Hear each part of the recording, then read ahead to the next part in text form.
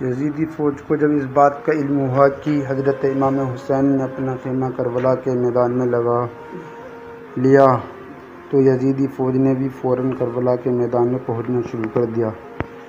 یزید کی جو فوج کربلا پہنچ رہی تھی ان کی صفہ سالاری ابن سعد کر رہا تھا۔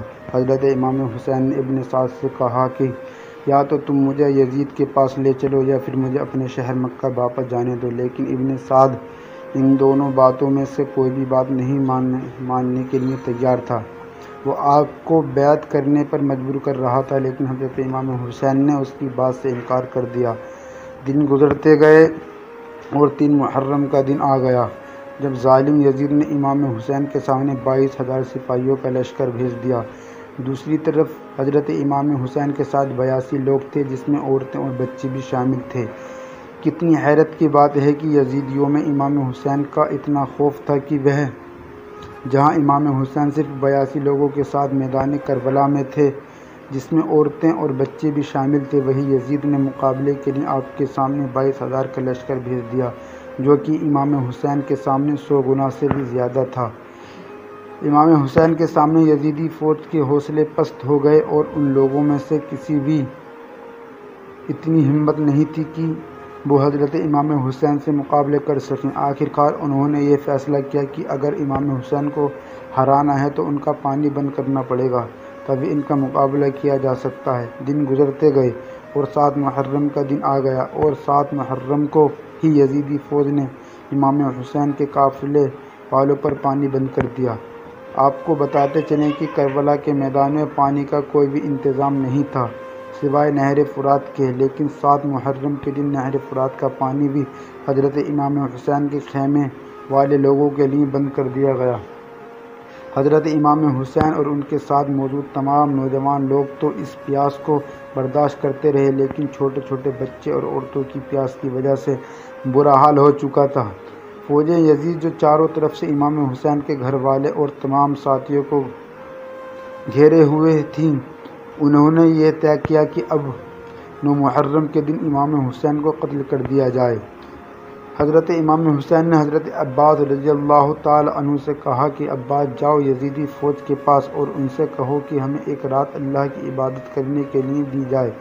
جب حضرت عباس نے یزیدی فوج سے ایک رات کی مہلت کے لیے کہا تو ان لوگوں نے آپ کی بات مان لی۔ جب تک 9 محرم کی تاریخ آئی تب تک حضرت امام حسین کو یہی یقین ہو چکا تھا کہ یزید کی فوج کا مقصد صرف اور صرف مجھے شہید کرنا ہے، اس کے علاوہ یزید اور کچھ بھی کرنے کے لیے تیار نہیں ہے۔ اس لیے حضرت امام حسین نے 9 محرم کی رات میں اپنے تمام خیمے والوں کو ایک جگہ پر اکٹھا کیا اور آپ نے کہا کہ یہ بات تو طے ہو چکی ہے، یہاں پر موجود سبھی لوگ 1-2 دن کے اندر شہید کر دیے جائیں گے، اس لیے یہاں موجود آپ میں سے جو بھی واپس لوٹنا چاہتے ہیں وہ لوٹ جائیں۔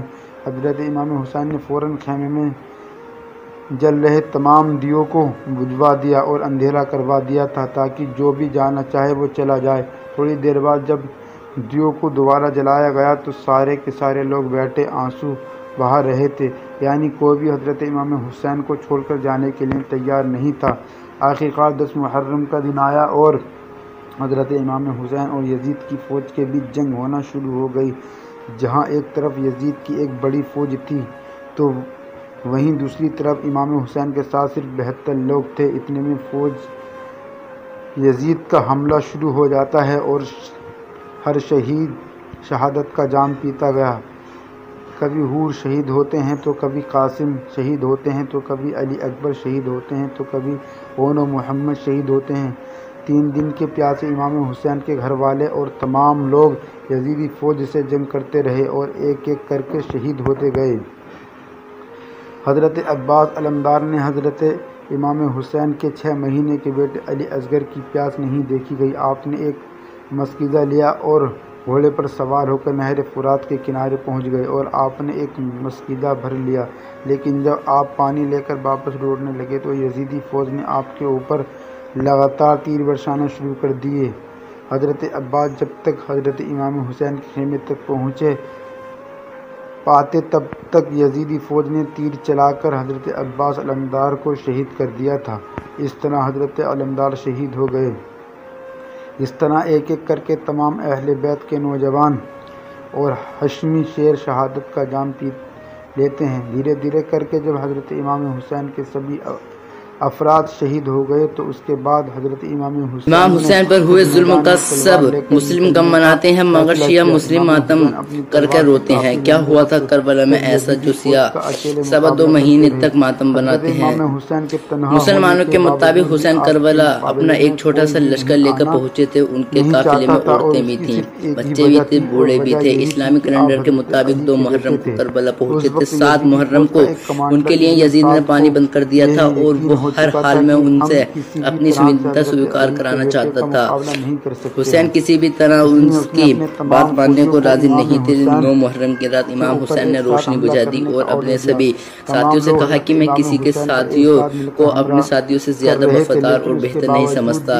کل کے دن ہمارا دشمنوں سے مقابلہ ہے، ادھر لاکھوں کی تعداد والی فوج ہے، تیر ہے، تلوار ہے اور جنگ کے سبھی ہتھیار ہیں۔ ان سے مقابلہ مطلب جان کا بچنا بہت ہی مشکل ہے۔ میں تم سب کو بخوشی اجازت دیتا ہوں کہ تم یہاں سے چلے جاؤ، مجھے تم سے کوئی شکایت نہیں ہوگی۔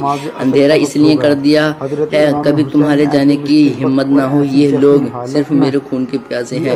یزید کی فوج اسے کچھ نہیں کہے گی جو میرے ساتھ چھوڑے کہ جانا چاہے گا۔ کچھ دیر بعد روشنی پھر سے کر دی گئی لیکن ایک بھی ساتھی امام حسین کا ساتھ چھوڑ کر نہیں گیا۔ امام حسین سجدے میں گئے۔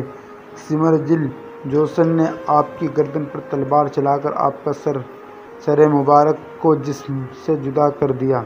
حضرت امام حسین کی شہادت کے بعد یزیدیوں نے آپ کے سر مبارک کو نیزے پر رکھ کر پورے کوفہ میں گھمایا تھا۔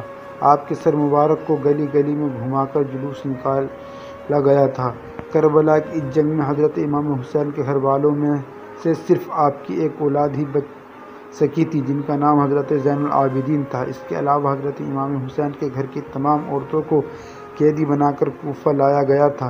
بھلے ہی اس دن امام حسین رضی اللہ تعالیٰ عنہ کو شہید کر دیا گیا تھا لیکن آج بھی حضرت امام حسین رضی اللہ تعالیٰ عنہ پوری دنیا میں قیامت تک کے لیے زندہ ہیں۔ یزید ڈوب گیا شام کے اندھیرے میں، حسین زندہ ہیں ہر دل کی روشنی میں۔ دوستو، اللہ تعالیٰ کی بارگاہ میں اللہ ہم سیدنا امام حسین رضی اللہ تعالیٰ عنہ سے سچی محبت کرنے کی توفیق عطا فرمائے۔